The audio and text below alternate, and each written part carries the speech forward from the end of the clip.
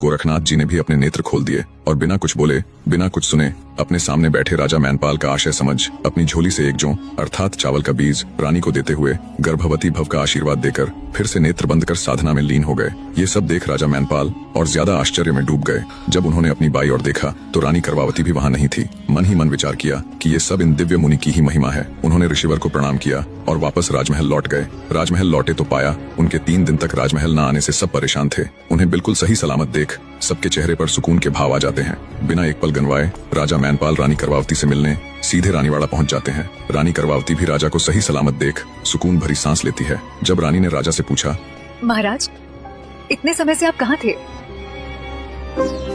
तब राजा मैनपाल रानी के आगे पूरी घटना कह सुनाते हैं और बड़ी ही उम्मीद और आंखों में विश्वास की चमक लिए रानी का हाथ पकड़ते हुए कहते हैं, प्रिय, वो योगी कोई साधारण योगी नहीं थे। मुझे पूर्ण विश्वास है कि अब हमारा निस्संतानता का दोष दूर हो जाएगा।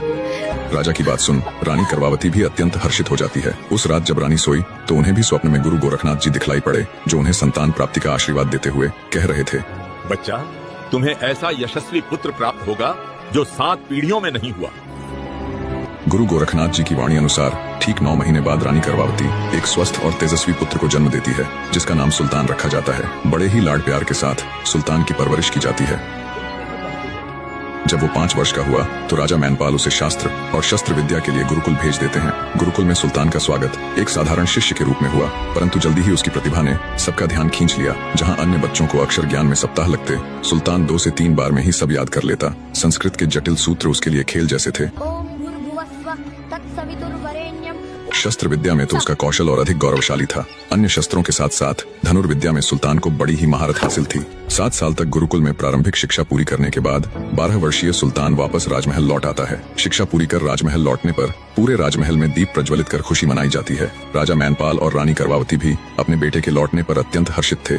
12 वर्षीय सुल्तान बड़ा ही नटखट और शरारती बालक था। वो अपने मित्रों के साथ गांव के रास्ते पर खड़ा हो जाता और जब पनिहारिन पानी लेकर आती तब शरारती सुल्तान अपने धनुष बाण से निशाना साध कर उनके मटकों को फोड़ देता। मटका फूटने से आए पनिहारियों के गुस्से को देख देखो क्या किया तुमने, हमारे मटके तोड़ दिए। सुल्तान को बड़ा आनंद मिलता। पकड़ो उसे, वो रहा वहाँ, जाने मत दो। चलो भागते हैं।